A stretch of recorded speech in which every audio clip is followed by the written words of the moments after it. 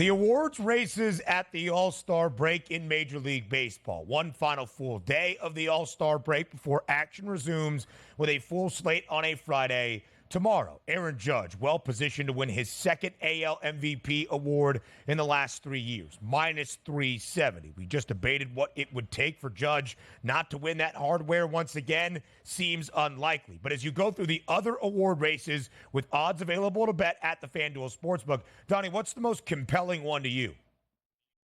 I guess, like, from an MVP market, like, I do think it's over at this point on both sides, barring injury, and rightfully so. You got two great baseball players, but maybe it's that Cy Young award-winning market in both the National League and the American League, if we just take it in totality. Yeah. Looking at the American League, Schoolball has been fantastic. Burns has been fantastic. Logan Gilbert is a solid pitcher. I don't think that's going to happen, or quite frankly, anybody below that. But that 1-2 punch right now, you can make a great argument for either one of those guys. And sometimes what you're not supposed to do is give those extracurriculars. And what I talk about is, well, Donnie, Detroit, they're not going to be playing for anything down the stretch. That's not really a high leverage situation. When coming down the stretch, Corbin Burns might be fighting for the best overall record in baseball and or just winning his division. Now, if we're taking a look at the other markets here, Chris Sale, Zach Wheeler, Paul Skeens, this is probably even more intriguing than the American League. Why? Because Paul Skeens is at 5-1 the price. If you can extrapolate and say, I think he's going to pitch exactly the way he did over his first, dozen starts, the remaining parts of the season, he's probably going to wind up being the Cy Young. But also, it really is an award that's built on statistics. Now, wins certainly aren't really the true measure of a pitcher because a lot of things have to happen for him, which means your batters have to give you enough of an advantage for you to pitch well and still come away with victories. So many times you'll see them leave at the end of 5 or 6 innings in a tie game, 1-0, and take a loss, which is ridiculous. But having said that, did you know coming into the second half of the season, Paul Skeens is 60th in Major League Baseball in strikeouts, which it seems like he probably should be number one. But that's not because of him. That's because he didn't get to pitch over the first few months of the season before coming on strong. Sale plus 125, Zach Wheeler 165, Skeens 5-1. I honestly feel like, Ben, that is a true toss-up between three players. That one of those players, talking about Paul Skeens, it's not his athletic ability that will do him in. It's management shutting him down at the end of the season. 89 strikeouts for Paul Skeens so far in only 11 starts. He is averaging better than 8 Ks per outing. 11 in his last one before the All-Star break. He has had 8+ in 6 of the last 7. There are markets you can bet individual things to happen here down the home stretch. Paul Skeens to have 175 strikeouts plus 140. To get to 150, that's juiced at minus 225. Some of that will be where Pittsburgh is. The Pirates have won 4 straight, 6 of their last 7 entering the All-Star break, now back to an even 500. I think Skeens is numbered at a 5-1 price to win the National League Cy Young Award. Donnie, you said this yesterday. If Pittsburgh is in the thick of a wild card race in the National League and Paul Skeens is leading the charge, that number is going to grow drastically shorter. It just is. Whether he will end up winning the NL Cy Young Award, that remains to be seen. The Cy Young race is by far the two most compelling, but it's really a two-pitcher race, not in the National League, where it's probably 3, with Zach Wheeler and Chris Sale. It's a two-pitcher race in the American League. Tarek Skubal for Detroit and Corbin Burns. It is interesting, Donnie, because individual hardware we often associate with team success, right? One guy leading their team to overall success as an organization. But you can still have success individually as a pitcher if your team struggles, because you're starting once every 5 games on average. You could be winning all of your starts, and then the other 4 days of the week, your team is starting to struggle. That's where, although Corbin Burns could be the ace of the staff of the team that ends with the best record in the American League, Tarek Skubal, I think, still deserves to be that odds-on minus money favorite at minus 130. 10-1 before the year got underway. Burns was the favorite at an 8-1 number. I would still bet Skubal in favor of that individual match bet, if you will, against Corbin Burns. Yeah, 25, 30, 40, 50 years ago, you're, banking on the Cy Young and say, well, hey, man, he didn't even get to 20 wins this year. He can't be that guy, knowing full well that maybe that guy would have got to 20 wins easily if he was on a good baseball team. I think that was certainly debunked with King Felix for the Seattle Mariners, who I believe had an under 500 record, but was so filthy dominant. His team just couldn't hit. They didn't hold it against them. So there's a lot more metrics other than wins. And quite frankly, wins are so far down the list at this point. Even when you're voting on the Hall of Fame, hey, we're never going to see a guy win 300 or 200 games ever again. It's not really what the, battle lines are drawn now for pitchers and what makes them great. It's the individual statistics and how they hold up by themselves. So that'll be interesting. And again, but I always like to look at the extras, right? Chris Sale, if he ends up and the Atlanta Braves surpass the Philadelphia Phillies in the race to win their division sometime late in September, maybe he gets an extra bonus. The tough part will be on Skeens, and Skeens might get the bonus. Hey, by the way, Pittsburgh was bad. Skeens showed up. He's been filthy all the way through, and now Pittsburgh is going to make the playoffs. That probably can play into it as well. That is an intriguing, that National League Cy Young, very, very intriguing. I think it's the best race of any of the odds that we have listed here. National League Rookie of the Year, Paul Skeens, is going to run away with that award. You can already start sketching his name on the trophy at this moment. American League Rookie of the Year, Wyatt Langford, and our guy, Luis, don't call him heel for the New York Yankees, was in minus money, but has started to struggle since the month of May came to a close. Any thoughts, DRS, on any of these other races? Rookie of the Year in the American League, maybe Manager of the Year in the AL. Stephen Vogt right now, first-year skipper for the Cleveland Guardians, and Cleveland's got the best record in the American League. You take a look at the comeback player of the year market, right? And let's just use the National League quickly here. Chris Sale's involved in that. He has been flat out sensational. Rhys Hoskins, the 60-1, not breaking the leg, blowing out the knee last year. So that market is intriguing to me. But I find myself looking at this comeback player of the year, like Garrett Crochet, Jack Flaherty. We're talking about the American League, Logan O'Hoppe, Carlos Correa. That might be a decent one. But by the way, what did Garrett Crochet come back from? Was he a bad pitcher? Did he get hurt? I have no idea what that story even is. So I sort of get a laugh out of that market where he's the decided favorite. Well, I have no idea what he's actually coming back from. I'm looking at it right now. Would miss the entire 2022 season after undergoing Tommy John surgery. Crochet was the first guy out of the 20. Yeah. How long do you get to come back? He made 13 starts last year. Oh, come on now. Yeah, pitching in 13 contests. Only 12 and 2/3. So I get it, actually. That does make sense. All right. Anyway, the final full day of the Major League Baseball All-Star break before the home stretch in the second half of this regular season continues with a full slate Friday tomorrow. Every team around the bigs, that's all 30 clubs, have played at least 95 of their 162 regular season games. So not exactly the midway point of the year, but the second half of the season, if you will. So to get you set and to project what we think we will see all the way through October, we have a little bit of a pick six here. Here are the 6 components of our pick 6. A World Series exacta. Who wins the World Series and the 2 pennant winners that will face off. A team to watch for any reason. A postseason contender. Somebody we expect to make a flurry of deals in the next 2 weeks before that MLB trade deadline. A player to watch in the second half of this year. Will the hefty favorites Aaron Judge and Shohei Ohtani both win the MVP awards? Our favorite award bet in those markets at this moment, and our best playoff bet, a team to contend for one of those playoff spots around MLB. If that was confusing, all 6 components of the pick 6 for the second half will continue to refresh over these next 2 segments. But DRS, let's start it off with our World Series predictions. What is your updated World Series matchup, and who goes home a World Series champion in early November this year in 2024? Let's go back to 2009, where the Philadelphia Phillies took on the New York Yankees. That's who I believe is going to meet up here in the 2024 World Series, and that is at a 15-1 price. I think the Phillies are the best team overall in the National League, and I do think that if the changes are made at the deadline and both teams are equal between the Dodgers and the Phillies, that means they each make a move. It's like, okay, that got them a little bit better, that got them a little bit better. I think that stands up.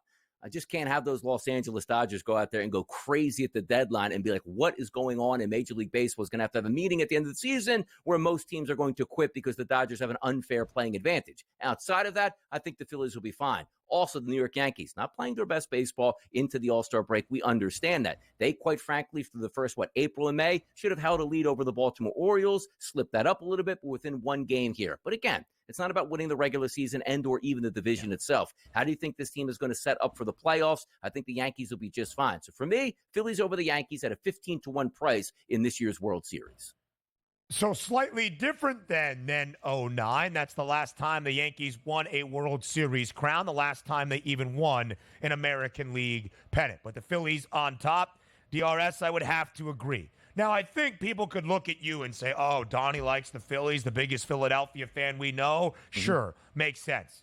I like the Phillies too. And here's why I have the Phils over my hometown Dodgers in the National League pennant market and to win a World Series.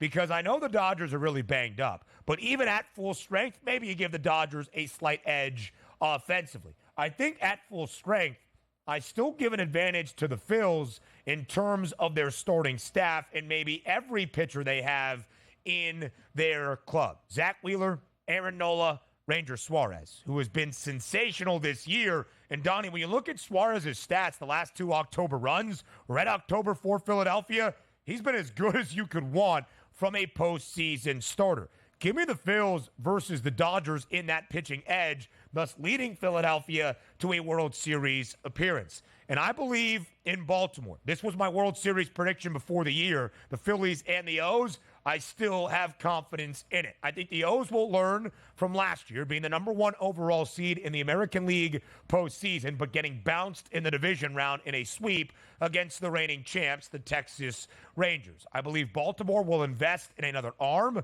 at the trade deadline. I think Baltimore wins the American League. So Phillies over the O's for my World Series exacta. It makes sense, too. And also, you take a look at the price points between Ben and myself, 15-1 and 17-1. So we're not as far going out on a limb, but it just goes to show you how closely packed the Orioles and the Yankees are on the opposite side to make only a $2 difference in that overall price point. And I really like the Baltimore Orioles. And again, it's on their management group because sometimes it's, let's just say neither one makes a move here. You're probably the Orioles actually like that a little bit more, but we know the Yankees and their history, particularly under the great George Steinbrenner, who's, hey, get me the best 3 pitchers on the market. I don't care what the price is. Let's make sure we win another World Series. We'll see how these teams react, but it's fun that we're asking this question this week because I know once we hit August 1st, we're going to ask these same questions again because some of these teams are going to look quite different down the back stretch. And Donnie, I think that's a great point because right now, those 4 teams that we have mentioned, nobody picked the Dodgers, but we alluded to LA, of course, in the contention for the NL pennant. The Dodgers, the World Series favorites, plus 320. The Phils behind by only $1, plus 420. The Yankees, plus 550. The O's, a 7-1 number. Those 4 teams grouped by less than a $4 distinction.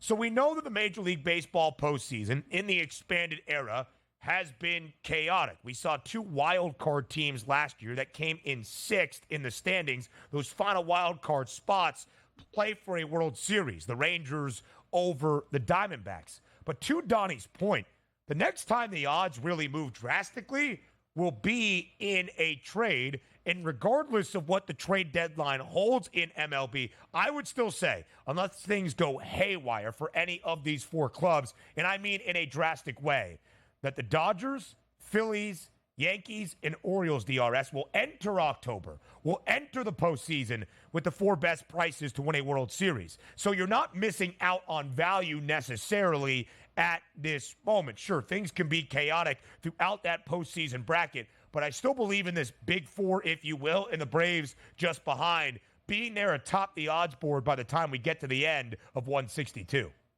Correct. And you're also, because the odds aren't going to change dramatically, as you said, which is right. But your opinion could be able to change. Like, what if I told you today, Ben, like, you know what?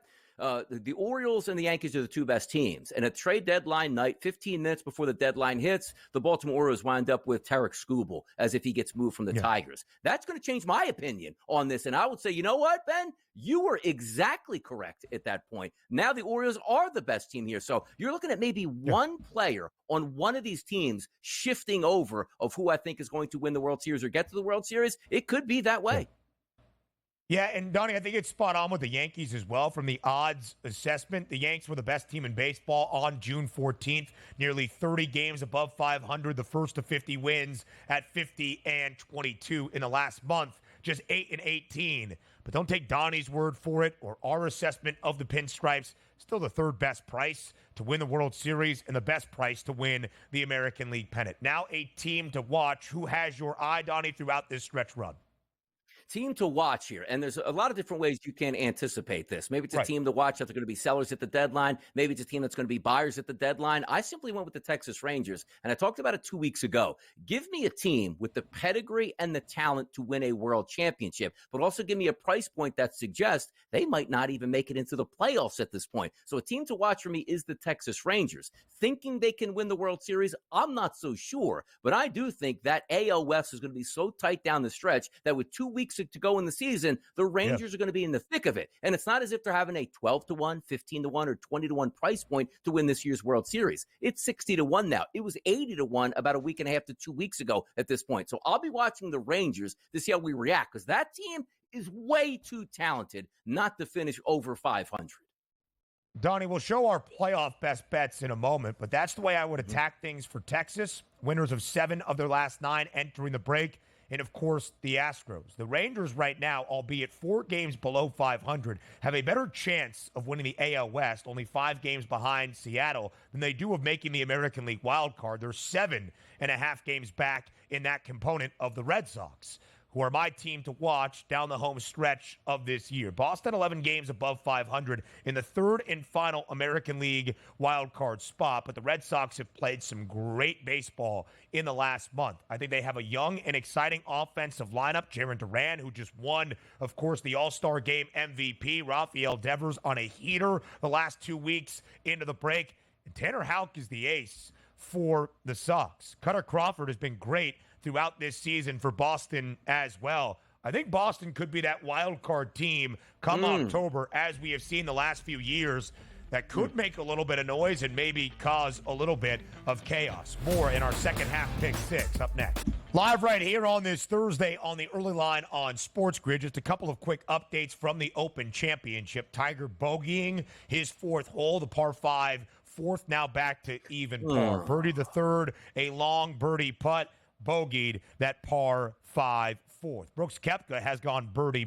He's back to even par after his 5th hole, and Scotty Scheffler still remains 1 over par through his first 2. Patrick Cantlay, playing alongside Tiger Woods, made a long birdie putt on number 4. He's back to even. Cantlay's caddy now is Joe LaCava, who was Tiger's former caddy. Tiger gave him his blessing to go find greener pastures because Woods wasn't playing nearly as much. Just an interesting wrinkle to that pairing. All right, we're 1 day away from the second half of the Major League Baseball season fully getting underway. A full slate on Friday. It's the final day to reset here at the All-Star break. We continue our second half projections and picks here in the MLB Pick 6. We gave you a team to watch from a variety of components, player to watch in the same way. Just a superstar to highlight or a player that might make the difference for their club. Who is that guy for you, DRS?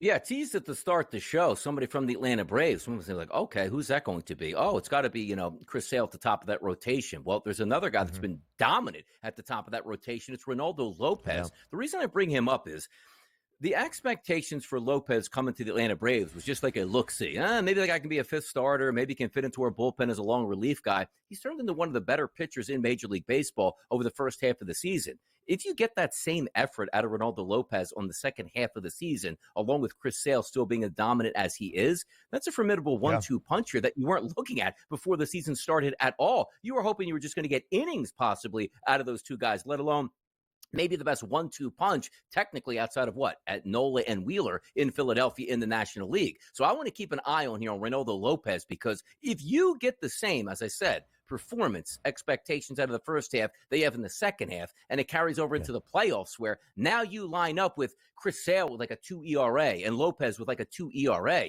Why not the Atlanta Braves? Now, the reason I want to watch him is I don't know if he can hold up over the second half with the same expectations here. And if he doesn't, that's certainly going to put a little bit of a wrinkle here in what you think the Atlanta Braves can do down the stretch. But right now, he's my player to watch, because if he's phenomenal, the Braves have a legitimate chance to maybe try to do some damage in the playoffs. A 1.88 ERA for Reynaldo Lopez. That's the best in baseball. He is the only guy with a sub-2.4 ERA at this moment. The Braves now have the pitcher with the best ERA in baseball and the starter with the most wins, Chris Sale, who is 13-3. That's all without Spencer Strider this year. And small ball and pitching success has been the formula for Atlanta. Most unders in all of MLB, 56. The only team around the bigs that has played more than 60% of their games to the under, 62.2%. DRS yesterday, we looked at some of those potential buyers and sellers ahead of the trade deadline that comes our way in just over a week and a half. And we looked at the Yankees, the Orioles, the Dodgers, the Phillies, and we highlighted for those first four teams, probably going after another starter or a bullpen guy to add to the rotation. For Atlanta, it's probably trying to get one of those big bats on the market as of this moment. One of those big bats in the first half, Bobby Witt Jr., the $280 million man for the Kansas City Royals, an all-star, of course, featuring in that home run derby final to Teoscar Hernandez. I expect Bobby Witt Jr. to continue what he has done here in the second half. He is one of the bright young stars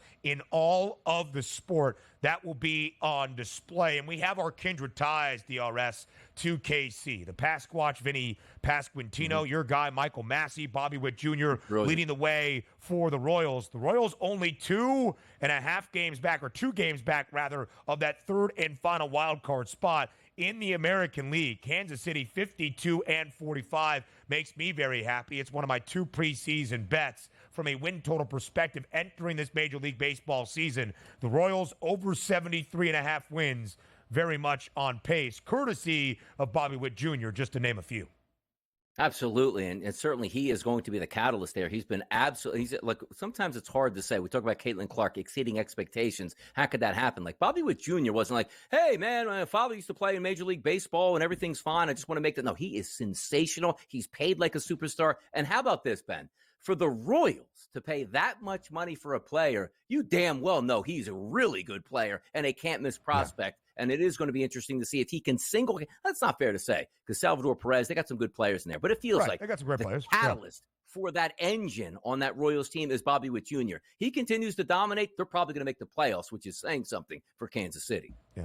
Yeah, now and beyond for KC for sure. A young core that maybe reminds of the 2015 Royals. So we shared this earlier. Aaron Judge minus 370 to win the AL MVP. Shohei Ohtani minus 380 to win the National League MVP. We asked, will both of those guys win the MVP hardware? I said yes. Donnie said no. DRS, if you don't believe that both Judge and Ohtani will win the MVP awards, who unseats them? I don't know who unseats him. I'm just betting on like an injury at that point, just to put the no, because it seems too easy for two guys to cruise, knowing we still have all of August and all of September to go, as if you can't get injured or have a slump. That's the only reason why I vote no. Right now, if the season ends today, yes, they're going to walk away with the MVPs, but we still got a lot of games left to go, a lot of struggles, and maybe an IL stint or two. So that's why I'm voting no right there. All right, fair enough. I guess injury is the guy to unseat both Shohei Ohtani and Aaron Judge. I think we're getting close to when that market would be available. Can you bet both Shohei Ohtani and Aaron Judge? No, cannot be combined. But minus 370, Aaron Judge versus the field, Shohei Ohtani minus 380. What is your best award bet as we continue here in the Pick Six? If the Phillies continue to win at the same clip they have and clinch the number 1 overall seed in the National League, Manager of the Year, Rob Thompson, at a plus money price at a 125 makes the most sense for me at this point. So you're taking a look at expectations. Yes, were high for the Philadelphia Phillies, but also expectations were high for a couple other ball clubs out there. The Phillies are exceeding expectations right now with the best start in their franchise history. They could wind up with the most wins in their franchise history, and that's a plus money number. Give me Rob Thompson. Even money right now on Pat Murphy, the first-year skipper for the Milwaukee Brewers, but just 25 cents back is Rob Thompson. I would have to agree, Donnie. I think there is a good bet there on Thompson. If the Phils are the best team in baseball, putting up historic numbers, Rob Thompson might get the edge over the rookie skipper. We'll go around Major League Baseball next on TEL. Tell me those mics were hot. Please go back on the YouTube stream and figure out if those. That's a shame. Donnie Rightside always trying to get in one last zinger before we come back. So, Rob Thompson, Donnie's award bet of the second half of this MLB campaign. Mine is what we had in the preseason. Tarek Skubal to win the American League Cy Young Award. He was 10-1 before the year, now an odds-on minus money favorite at minus 130. And frankly, it's a two-arm race in the American League. It's Skubal or it's Corbin Burnes. Logan Gilbert has moved up 10-1, Seth Lugo at 18-1, but there's only two guys with a three-digit price. Skubal at minus 130, Burnes at 3-1. And we said, Donnie, earlier on, it's a compelling race because Corbin Burnes could be the ace of the staff for the American League's best team when all is said and done. The Tigers are playing better baseball. Detroit has won 8 of its last 11 games entering the break, but we don't necessarily expect the Tigers to be a playoff team when all is said and done. So normally, team success correlates to individual success, but because individuals also have their own win-loss metric for a starting pitcher, and Skubal is 10-3 on the bump this year with the second-best ERA in baseball at 2.41. I expect him to win the American League Cy Young Award. Yeah, and look, the trajectory point is there. And also keep in mind, he does pitch in a very pitcher-friendly ballpark in the majority of his starts, which, again, would be at home. That's something to keep an eye on. No slowing him down. We don't have any ideas where we're taking a look at Paul Skeens being shut down at the end of the season. If Detroit's a bad team, they'll shut down Skubal. That's not going to happen. He'll pitch all the way through. Don't worry about the wins here. As long as he gives honest effort each time out, he has every right to win that award. And he is a phenomenal pitcher. Yeah, he absolutely is. As our producer, Joe Frieso, just texted me, maybe the only thing holding back Skubal is if the Phils or the Dodgers try to trade for him at the trade deadline. I would not expect Detroit to trade away Tarek Skubal. If they did, oh, man, everybody in the Motor City should be ashamed and incredibly mad. Our final pick of the pick six, our playoff best bet. What is yours, DRS? Yeah, it's going to be the Boston Red Sox. I told you, it's my team that I've been watching for quite some time, and I love to bet on this team. They're getting starting pitching and dominant starting pitching for guys you probably didn't anticipate being a great starting pitcher here in 2024. Number two, that young lineup, which is bolstered by Rafael Devers, having a sensational season. We didn't expect much from that young lineup, and they are producing on a night-to-night basis. Case in point, did you watch the All-Star game? Duran is the leadoff hitter, and he's smashing home runs in the All-Star game. A lot of speed on the base pass. They're a fun team to watch. So I'm going to watch them. And my favorite bet to make the playoffs at a minus 114 price. This team coming out of spring training, not a ton of expectations. What's going to happen? We don't know. Those expectations right now is a team that's playing, double digits over 500 right now. Phenomenal. I expect even better things in the second half of the season, which means Boston Red Sox ownership. You're in a massive market with a rabid frenzy fan base. They're paying a lot of money to watch you play. Go out and spend some money at that deadline and help this team make the playoffs.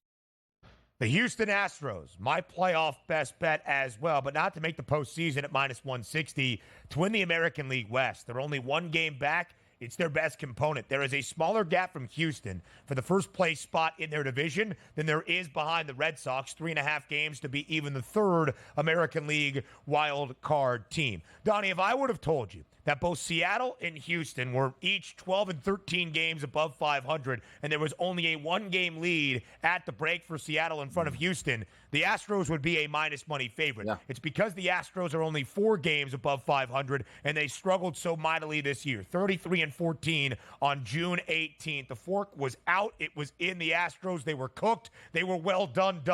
No longer. The fork is gone. Houston's going to win the American League West.